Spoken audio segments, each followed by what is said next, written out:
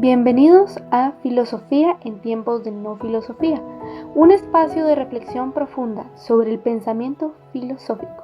En la actualidad, un programa dirigido por Filosofía Tierra.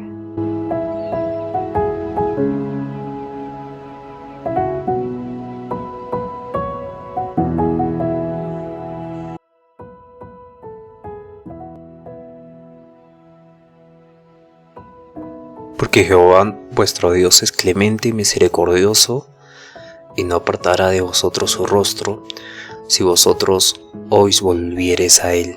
El Señor, su Dios, es compasivo y misericordioso. Si ustedes se vuelven a Él, jamás los abandonará.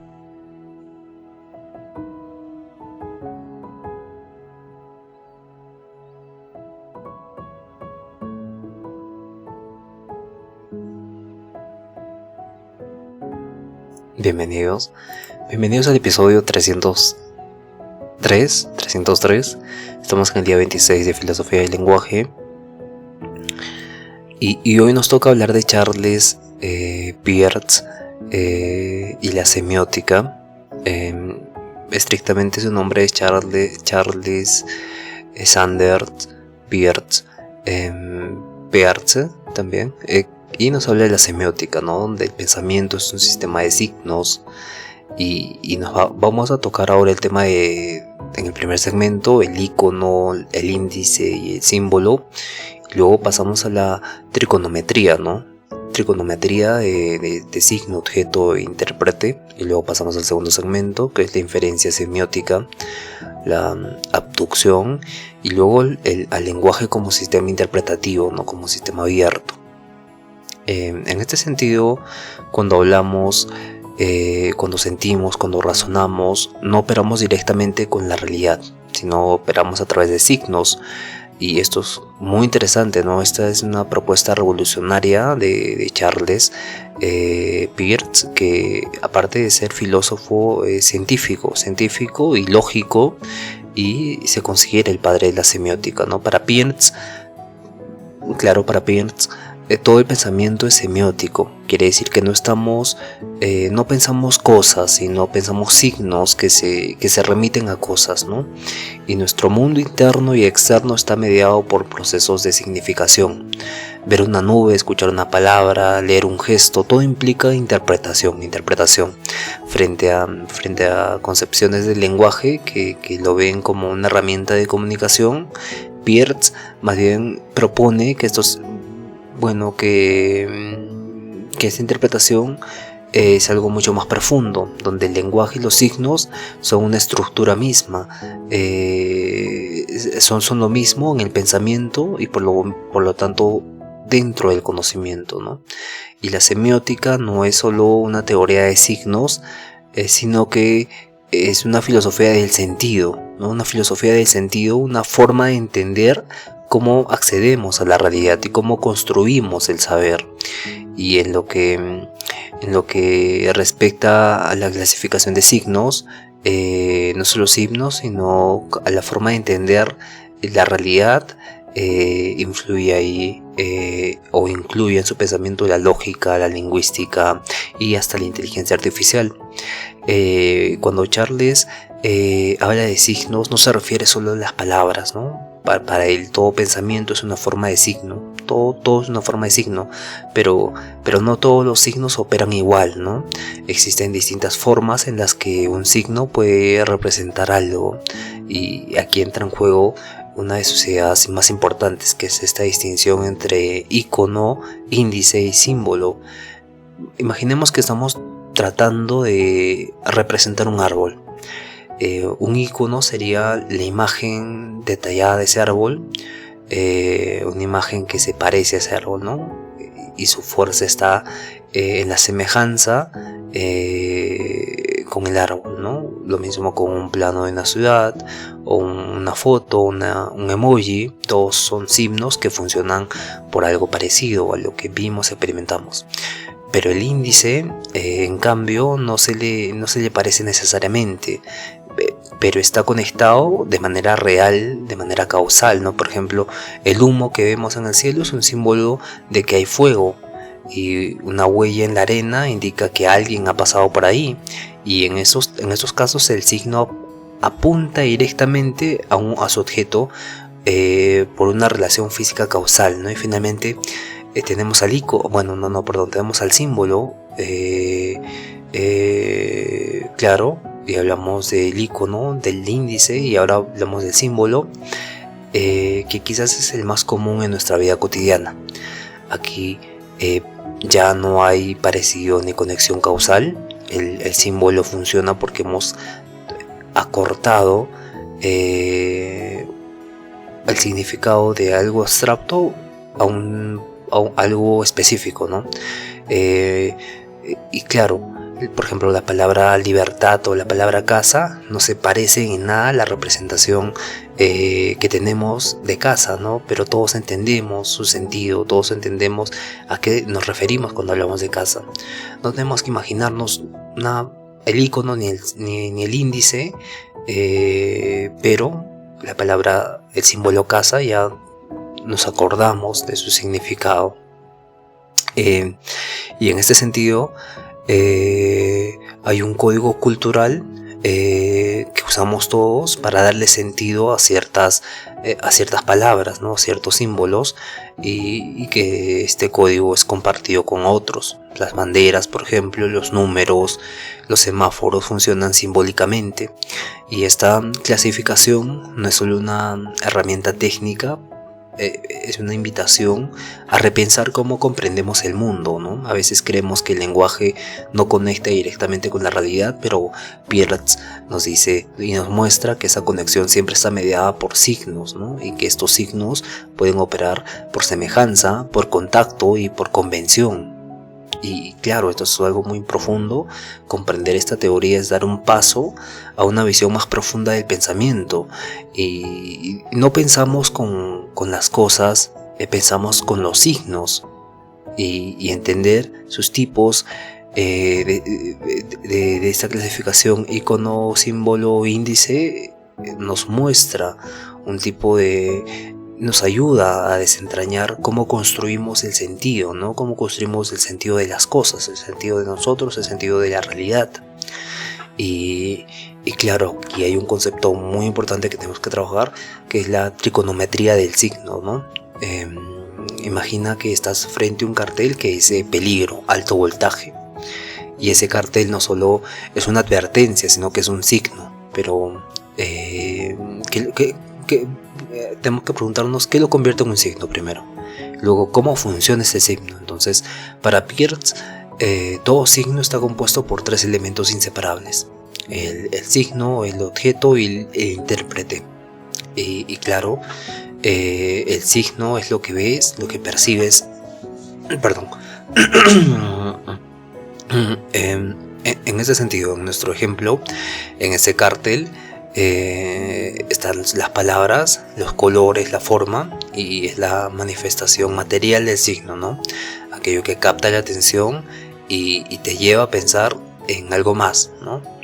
No tiene sentido por sí solo, siempre apunta hacia un elemento representante, de representación, mejor dicho. Y el objeto es aquello a lo que el signo se refiere, ¿no? El objeto.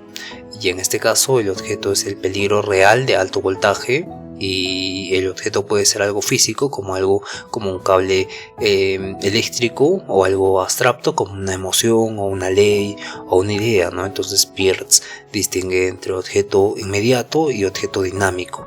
Objeto inmediato es la idea del peligro que el signo transmite, y el objeto dinámico es, el objeto inmediato es esta idea del peligro, ¿no? El objeto dinámico es el peligro real, que es la electricidad que está ahí, que está más allá del cartel, pero está ahí. Y luego tenemos el intérprete, que es el efecto que el signo produce en la mente del intérprete, ¿no? Cuando tú ves el cartel y piensas, no debo acercarme más, es suficiente. Entonces este pensamiento es el intérprete que ha funcionado el signo, y el objeto está presente. Entonces es lo que da sentido al signo, es lo que le damos sentido al signo, y no es estático, porque puede variar de persona en persona, de contexto en contexto, y además el intérprete puede convertirse en un signo, en un nuevo signo que a su vez será interpretado creando una cadena infinita de significados, ¿no? Y esta trigonometría no es un simple esquema, es una forma dinámica de entender cómo generamos y compartimos sentido. No hay signos puros, siempre están en relación con lo que representan, ¿no? Y cómo los vamos a interpretar. Y este triángulo se mantiene abierto porque cada intérprete puede generar una nueva interpretación, un nuevo triángulo, y así Peirce piensa que interpretar signos es entender el mundo, es participar activamente en el mundo, en este proceso semiótico constante. Entonces el intérprete no es el final, sino es el comienzo, porque cuando interpretas un signo generas otro signo en tu mente, y ese nuevo signo también tendrá un objeto, un representamen. En este caso el representamen, si bien no recuerdo, es el signo, claro, es el signo, y otro intérprete, y claro, ese símbolo, perdón, ese signo va a generar otro interpretante, y así sucesivamente. Y a esto se le llama esta semiosis infinita, donde Peirce propone que este proceso semiótico es potencialmente interminable, porque no hay un significado último ni absoluto, porque cada interpretación genera una nueva interpretación. Y esto evidentemente es algo muy interesante. Por ejemplo, ves el cartel donde dice peligro, ¿no? Este es el interpretante número 1. Luego piensas, debo alejarme, interpretante número 2. Luego, esto me acuerda cuando me advirtieron el cable en casa, interpretante número 3. Y luego las advertencias funcionan con un lenguaje visual, entonces este es el interpretante número 4, y así sucesivamente, ¿no? Cada uno de esas interpretaciones pueden convertirse en un nuevo signo para otra interpretación, y esto constituye una cadena semiótica sin fin. Y claro, por ejemplo, la justicia, ¿no? Tenemos el signo el representamen de la palabra justicia, o sea escrita o dicha, ¿no? Tenemos el objeto, que es el concepto de justicia, es la idea de equidad o sistema legal. Y tenemos el interpretante, es que no es intérprete, sino es interpretante en esta filosofía, ¿no? Y por eso es un poco complicado no distinguir, ¿no? Hablar con fluidez. Y en este sentido, tu entendimiento del concepto puede variar, ¿no? Porque justicia puede ser equidad, justicia divina, justicia como castigo, justicia social. Entonces cada uno de estos interpretantes pueden ser pueden estar desarrollando un nuevo discurso, ¿no? Pueden desarrollar un nuevo discurso y a su vez abrir nuevos significados como el derecho, la religión, la moral, la teoría política. Y que lo hace infinito, ¿no? Porque nunca hay un intérprete final, y al no haber un intérprete final, eso lo hace infinito, no hay un cierre. Y hay siempre nuevos contextos, hay intérpretes distintos, hay niveles de abstracciones diferentes, hay cambios culturales e históricos. Por eso un signo no tiene un significado fijo, sino una red abierta de significados posibles.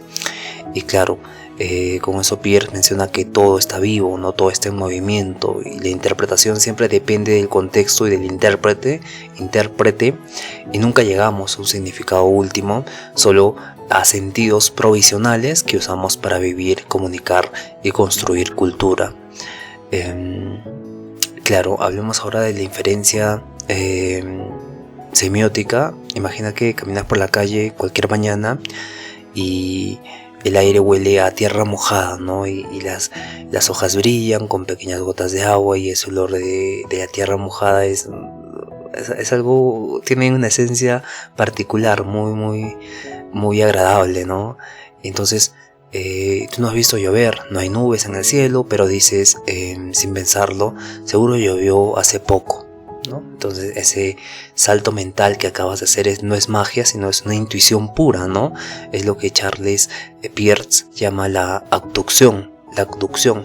Para Peirce, entender el signo no es algo mecánico, no vemos humo y simplemente sabemos que hay fuego. Lo que hacemos es inferir una causa posible, una explicación razonable para lo que percibimos. Formamos una hipótesis y si hay humo, quizás hay fuego, y esa es la estructura básica de la abducción. Que a diferencia de la deducción, la abducción es diferente, porque la deducción parte de reglas claras y la inducción, que básicamente la abducción es diferente.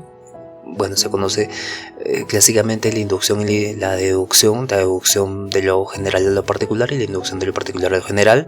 En cambio, la abducción se mueve en el terreno de lo posible, no de lo probable, de lo que podría ser, y no garantiza la verdad, pero abre caminos hacia la verdad. Y este tipo de razonamiento es el corazón mismo de la interpretación semiótica. Cuando vemos un signo, una palabra, una imagen, un gesto, un símbolo, lo que fuese, no lo desciframos como si fuera una clave secreta, sino lo interpretamos conjeturando cosas, ¿no? Querrá decir algo, a qué se refiere, por qué justo aparece aquí en este momento. Entonces la deducción es el primer latido del pensamiento, es la chispa que enciende toda la comprensión. Entonces cada vez que leemos entre líneas, que intuimos una interpretación oculta, que adivinamos el tono detrás de las frases, estamos abduciendo, estamos abduciendo y es como el arte de descubrir, ¿no? Y Peirce menciona que eso es lo que hace pensar, es lo que hace activar el pensamiento en el ser humano, la capacidad de imaginar, sea con lógica, una explicación posible para lo que aún no comprendemos del todo. Y eso es muy interesante, esta inferencia semiótica que se le denomina como abducción. Ahora vamos a pasar al concepto del lenguaje como sistema interpretativo abierto, ¿no? Imagina que cada palabra que pronuncias, cada imagen que ves, cada gesto que interpretas no tiene un único significado cerrado, sino que es una puerta abierta hacia nuevas interpretaciones. Entonces así veía Charles Sanders Peirce el lenguaje, no como un código estático, sino como un sistema dinámico, abierto, interminable de signos, ¿no? Que se interpretan constantemente unos con otros. Entonces para Peirce ningún significado por sí mismo, porque todo signo apunta a algo, sea su objeto, pero para ser comprendido necesita de un interpretante. Iba a decir intérprete, pero la terminología correcta en la filosofía de Peirce es interpretante, y que no se refiere al solo sujeto, sino a las formas en que nosotros vamos a interpretar las cosas, ¿no? Y cada interpretación que tenemos va a ser un interpretante, y es decir, otro signo mental que da sentido al anterior. Y este interpretante a su vez puede convertirse en un nuevo signo y generar otro interpretante, en una cadena que nunca termina del todo, ¿no? Y esto quiere decir que el lenguaje no tiene un punto final de sentido, siempre está en movimiento, siempre está generando nuevas conexiones y nuevas formas de lectura, nuevas formas de entender lo que hoy interpretamos de una manera, mañana podemos adquirir otra matiz diferente, y el contexto cambia, los sujetos cambian, el mundo cambia, y con él el sentido también se desplaza, ¿no? Y este carácter abierto del lenguaje no es un defecto, sino una fuerza mayor, porque nos permite explorar lo incierto, explorar lo ambiguo, lo múltiple, y nos obliga a pensar, a dialogar, a revisar constantemente nuestras nuevas interpretaciones. Y es por eso que Peirce decía que el pensamiento mismo es un proceso semiótico. Estamos todo el tiempo interpretando signos, infiriendo hipótesis, construyendo significado, ¿no? Y el lenguaje entonces no es un reflejo transparente del mundo, ni es una herramienta neutra de comunicación. Es una red infinita de interpretaciones posibles, una maquinaria viva de sentido, siempre inacabada, siempre en expansión. Y claro, eso es lo interesante de Peirce. Tiene relación con la filosofía, con la propuesta de diferencia de Derrida, porque recordemos que hablan algo parecido, ¿no? La propuesta de Derrida sobre la diferencia resuena sobre es un término francés, ¿no? Pero resuena profundamente con la semiosis de Peirce, porque para Derrida el significado nunca está presente de manera plena, siempre se difiere, siempre se diferencia, ¿no? Y se alinea con una idea de que el signo no encierra el sentido, sino que se despliega constantemente. Y ambos coinciden en que el lenguaje no es transparente, ni nos da acceso directo a la realidad, nos obliga a interpretar, a navegar entre huellas, en contextos diferentes, entre diferencias, y claro, en eso tienen relación con Derrida y Peirce. Y también con Gadamer, ¿no? Vimos con Gadamer desde la hermenéutica, que consideraba que el lenguaje no solo sirve para expresar lo que pensamos, sino que configura nuestro modo de entender el mundo. Entonces la fusión de horizontes que propone Gadamer es, al igual que Peirce, una dinámica entre lo que el texto o el signo propone y lo que el intérprete aporta desde su contexto, ¿no? Y entonces ambos sostienen que comprender es siempre interpretar, y que el sentido se construye en la interacción entre el signo y el sujeto. Con Recoget sí podemos ver que estos dos últimos son de la corriente hermenéutica. Paul Recoget retoma y amplía esta perspectiva con una noción de que todo texto es una forma de acción, ¿no? Y que el sentido se actualiza con cada lectura, en cada lectura. Entonces es una metáfora viva, el carácter narrativo del lenguaje, ¿no? Y también la ética de la interpretación muestra que el lenguaje está cargado de posibilidades, de historias, de ambigüedades que tienen relación el lenguaje y la ética del pensamiento. En este caso, el pensamiento correspondería a la ética, pero al igual que Peirce, Recoget ve en el signo una apertura, una invitación a pensar más allá, a explorar nuevas formas de comprender, ¿no? Y claro, el lenguaje para Peirce no es un contenedor de verdades, sino es un tejido vivo de signos en constante transformación. Interpretar un signo es abrir una puerta a otro signo, y así sucesivamente en un proceso sin fin. Y esta visión rompe con la idea de una verdad única y fija, y nos invita más bien a entender el lenguaje como un espacio de creatividad, de ambigüedad, de pensamiento, pero en movimiento, ¿no? Al poner en diálogo a Peirce con Derrida, con Gadamer, con Recoget, vemos que más allá de sus diferencias, todos comparten esta misma intuición, ¿no? De que el lenguaje no representa la realidad, sino que la construye, la desplaza, la interpreta, la transforma, ¿no? Y claro, esto es un pensamiento brillante y casi como que es el culmin de la filosofía del lenguaje. Pero hay mucho más allá, ¿no? Porque recordemos que los textos sagrados nos dicen que el verbo era el inicio, ¿no? Y de todo se hizo. Entonces se está llegando a un punto donde estamos comprendiendo que el lenguaje es mucho más que la representación de la realidad, que representa la realidad. Estamos viendo que el lenguaje construye realidad, que la desplaza, que la interpreta, que la transforma, ¿no?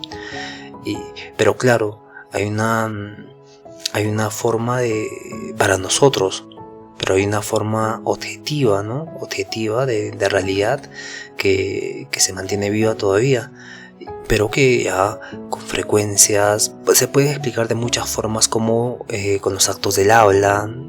Hay con lo social también, con Foucault. Entonces el lenguaje es muy importante en relación con la realidad, ¿no? Ontológicamente ya difiere un poco, pero también se puede adaptar como vimos con Noam Chomsky, de este proceso innato en el ser humano. Pero bien, es muy interesante, les dejo reflexionando sobre esto. Conózcanse a sí mismos y por favor sean felices. Nos vemos el día de mañana con el mito moderno. Vamos a hablar de Roland Barthes, y nada, nos vemos el día de mañana, cuídense todos y nada, hasta mañana.